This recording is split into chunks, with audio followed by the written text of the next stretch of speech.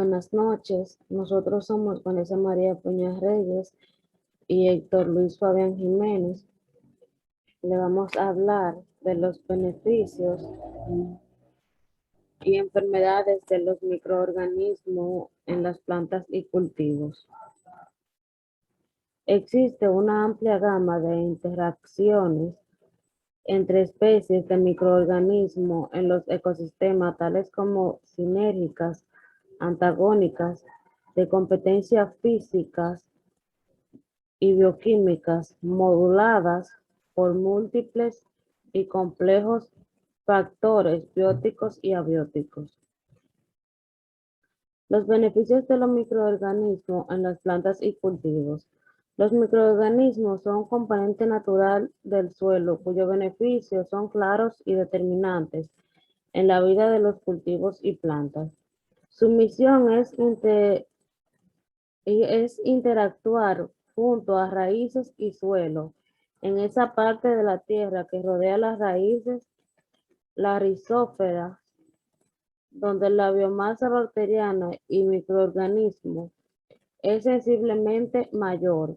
Una mayor actividad microbiana en el suelo contribuye a una movilización de nutrientes bloqueados, por lo que en consecuencia se obtiene unos cultivos y plantas más fuertes y sanos. Estos diminutos organismos son especialmente importantes en el mantenimiento del ciclo de generación y nutrición del suelo. Su tamaño no debe engañarnos, ya que influye directamente en la alimentación de las plantas, transformando los minerales de la tierra en comestibles para ella. Además, los microorganismos beneficiosos del suelo no se encuentran solo en los bosques o jardines, sino también en los sustratos, tierra y abono que utilizamos para nuestras macetas y cultivos en la casa. Bacterias y hongos en las plantas. Microorganismos beneficiosos mutuos. Dos tipos de microorganismos beneficiosos del suelo son las bacterias y los hongos, que crecen cerca de las plantas para poder alimentarse de la materia verde de esta, al mismo tiempo que ayudan a la planta a conseguir el alimento que necesitan. En definitiva, se benefician mutuamente. Las bacterias son la forma de más primitiva del planeta y su forma puede dividirse en tres categorías: esférica, en barra o espiral. Junto a los hongos son los principales decomponedores de materia orgánica, por eso tienen un papel tan destacado en el ciclo del suelo. Abono orgánico, microorganismo beneficioso. Un sustrato rico en nutrientes, asimilable por ella, y que estimule su crecimiento, es básico. Por eso utilizan los abonos o fertilizantes de calidad. Los microorganismos beneficiosos son una parte fundamental del abono orgánico. Estos compuestos ayudan a mejorar el sustrato, enriqueciéndolo y aumentando la acción de los microorganismos beneficiosos, que transforman mejor y más rápido la materia orgánica en elemento comestible para las raíces de las plantas. Función de los microorganismos en las plantas. La microflora del suelo está compuesto por bacterias, actimonicetos, hongos, algas, virus y protozoos. Entre las funciones más importantes que cumplen asociadamente en los procesos de transformación están el suministro directo de nutrientes, o sea, fijación de nitrógeno, transformación de compuestos orgánicos que la planta no puede tomar a forma inorgánica, que sí pueden ser asimiladas, o sea, mineralización, por ejemplo, proteína hasta aminoácidos y a nitratos. Solubilización de compuestos inorgánicos para facilitar la absorción de las plantas, por ejemplo, fosfato tricálcico o fosfato monocálcico. Cambio químico en compuestos inorgánicos debido a procesos de oxidación y reducción. Por ejemplo, oxidación del azufre, mineral o sulfato, oxidación de nitrógeno, amoniacal o nitrato. Aumento del desarrollo radicular en la planta que mejora la asimilación de nutrientes, la capacidad de campo y el desarrollo. Reacciones antagónicas, parasitismo y control de fitopatógenos. Mejoramiento de las propiedades físicas del suelo. Importancia de los microorganismos. Una de las principales razones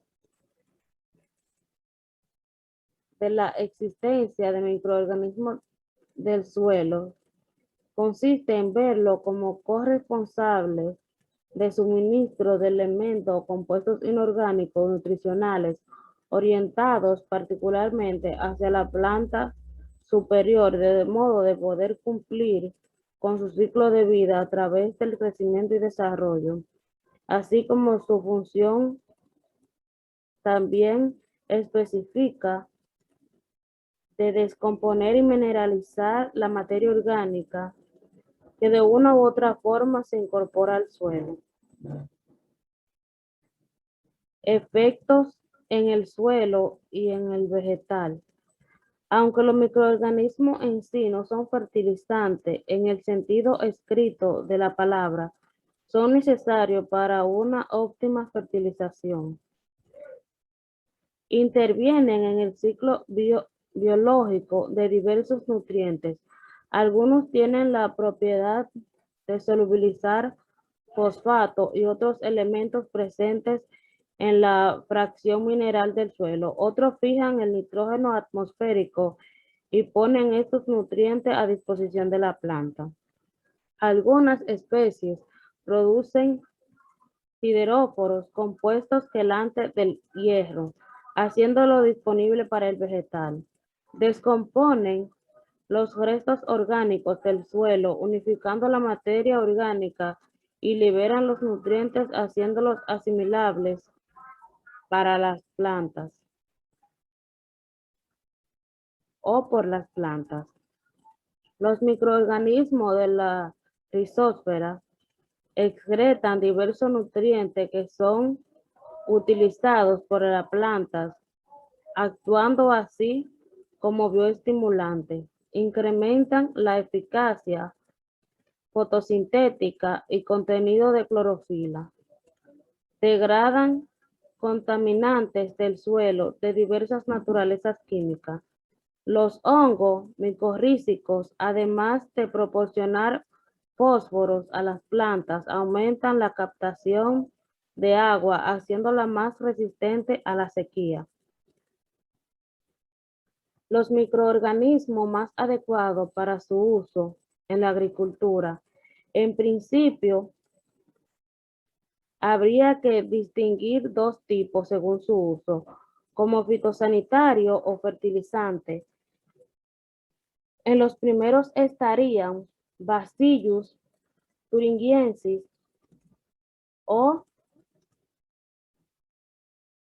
Bacillomyces ricinius, entre otros. Microorganismos utilizables como fertilizantes. En cuanto a microorganismos utilizables como fertilizantes, existen multitud de trabajos sobre bacterias y hongos aplicada para la mejora de los cultivos y cada vez son más las publicaciones e investigaciones que se están haciendo sobre la ventaja de su uso como alternativa a los insumos agrícolas utilizados hasta ahora. En principio, destacaría diversas especies de géneros de bacterias, como Pseudomonas, Bacillus, Lactobacillus, Azobacter, Azospirillus, Rhizobium, levaduras, Saccharomyces, cándidas, hongos, glumas y trichoderma. ¿Cuáles microorganismos se utilizan en la agricultura orgánica? Cualquier microorganismo, siempre y cuando no esté modificado genéticamente, es apto como insumos utilizables en agricultura ecológica si previamente está permitido por la normativa de fertilizantes. Es más una de las bases de la fertilización en agricultura ecológica. Consiste en fertilizar el suelo, no la planta.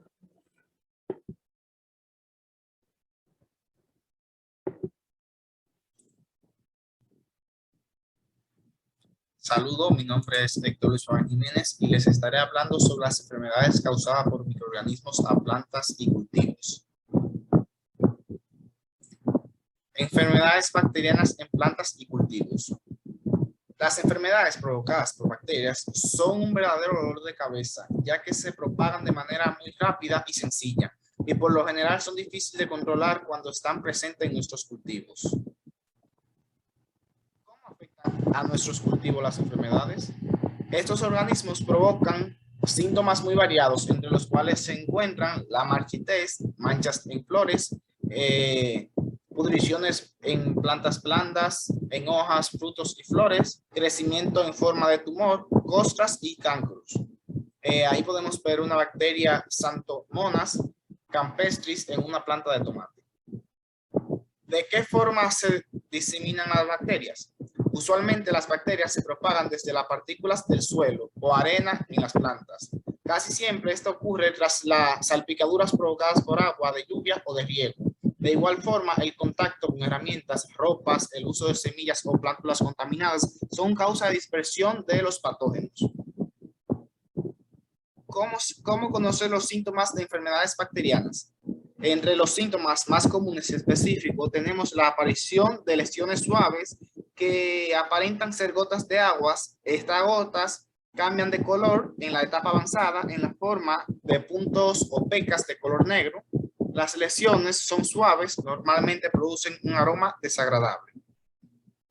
Un técnico especializado puede recogerlo al utilizar una técnica llamada corriente bacteriana y consiste en colocar un tallo u hoja con peciolo. El peciolo es la unión del tallo y la hoja, y sumergirla parcialmente en agua con ayuda de microscopio. Se puede observar como una corriente líquida y con burbujas sale del tallo u hoja. Los nombres más comunes de las bacterias patógenas encontradas en la agricultura tenemos la erwina, la petrobacterium, la panthonae, la agrobacterium, la pseudomonas, la ralstonia, la vulcodomia, la activodabra, la xanthomonas, la claviteres, la spoptemisius, las silenas, las ciproplasmas y las piroplasmas. Algunas de estas atacan a un amplio número de cultivos, mientras que otras solo captan unos específicos. La apariencia de los síntomas o los mismos síntomas pueden variar según el tipo de cultivo o hortaliza en que se encuentre.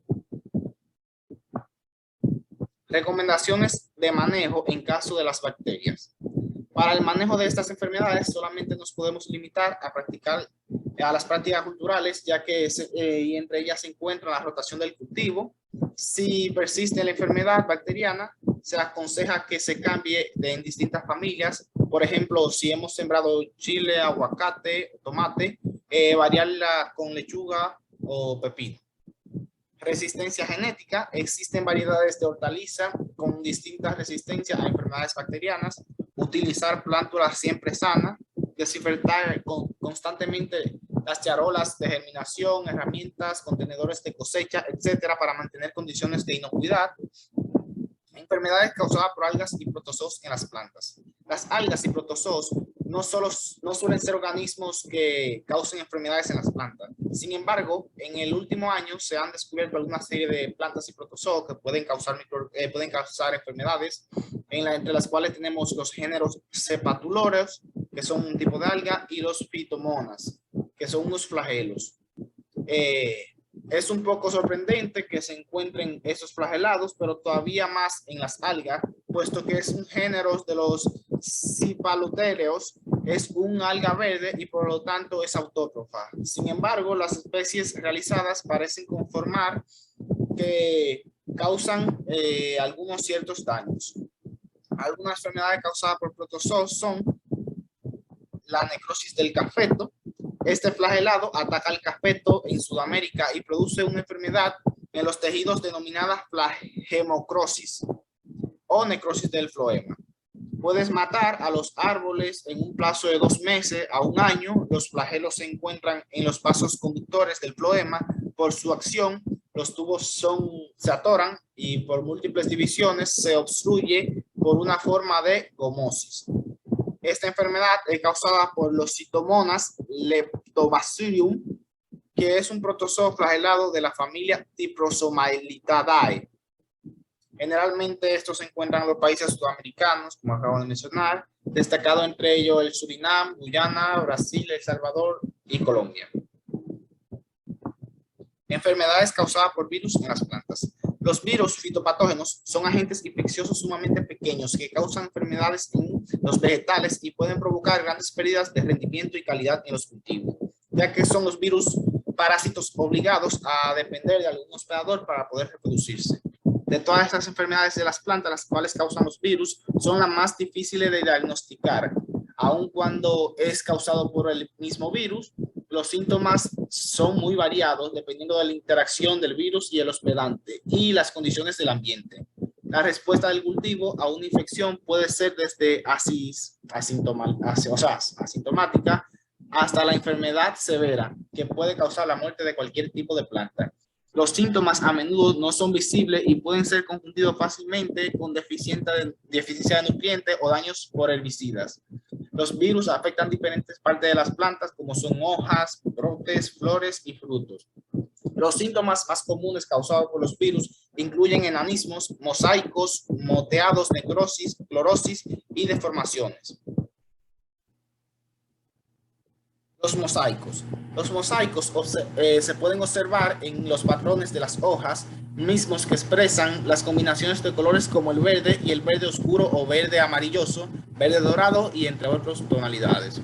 Generalmente la combinación depende de la intervención entre el virus, el hospedante y el ambiente. Los mosaicos son un tipo de infección del virus del mosaico más conocido es el mosaico del tabaco o tabac mosaic. En plantas de tabaco y también se pueden encontrar en sistema de virus del mosaico en el pepino, como el cucumber mosaic. Se presenta en la forma del mosaico, aunque en algunos cultivos como la alfalfa puede ser asintomático. Enfermedades de hongo causadas en las plantas. Los patógenos de hongo esperan en el suelo y infiltran en las plantas nuevas e incluso pueden alojarse en las tijeras de podar hasta que encuentran la oportunidad para poder atacar. Una vez activas, las enfermedades causadas por los hongos explotan en el punto débiles de las plantas, haciéndolas más propensas a otras enfermedades y daño causado por otros insectos. Algunas enfermedades pueden causadas por hongo. Tenemos las manchas negras, las manchas negras oscuras en la parte superior de las hojas. Estas manchas nunca afectan la parte inferior de las hojas y se desprende hasta que la hoja se torna de un color amarillo como puntos negros. Como muchas enfermedades causadas por hongo, las manchas negras necesitan de agua en la superficie de las plantas, ya sea gotas o como una película de agua, para poder reproducirse y poder propagarse. Las plantas demasiado cercanas unas a las otras pueden transmitirse el virus o en el riego también puede que se pase la enfermedad de la mancha negra. La roya, que es una enfermedad causada por un hongo, la cual debe su nombre a la llegada del color óxido anaranjado que forma en la parte inferior de la hoja. El hongo crece y se propaga en la superficie de las hojas superiores y con el tiempo se cae la hoja de la planta. El clima fresco y húmedo, así como el follaje morado, proporcionan la propagación de la enfermedad, ya que se transmite por la ayuda del viento, el agua y los insectos que transmiten esta enfermedad, llamado vectores. También tenemos el moho gris, Botrium ciliolae, que ataca los capullos y pétalos de las flores que solían ser bellos y vigorosos. Ya estos se caen y adoptan una apariencia de moho de un color grisoso.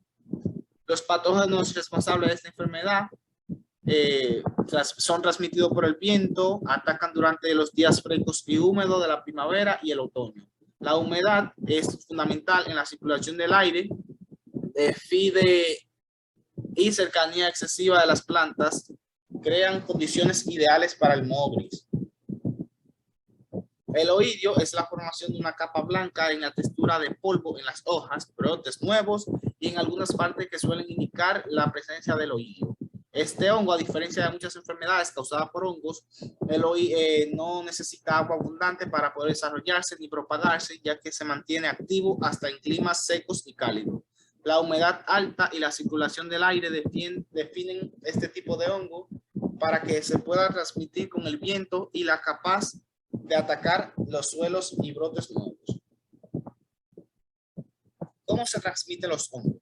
La transmisión de estos microorganismos se produce por diferentes vías aéreas, como son la dispersión aérea de las esporas de los hongos, las células bacterianas libres o suspendidas en fragmentos vegetales, la dispersión por el suelo, en el agua de riego y salpicaduras de gotas de techos o de tratamientos. Dispersión también de contacto durante el manipulo de plantas, tanto en empleo de herramientas o contaminadas como con las manos sucias. ¿Cómo se produce esta infección?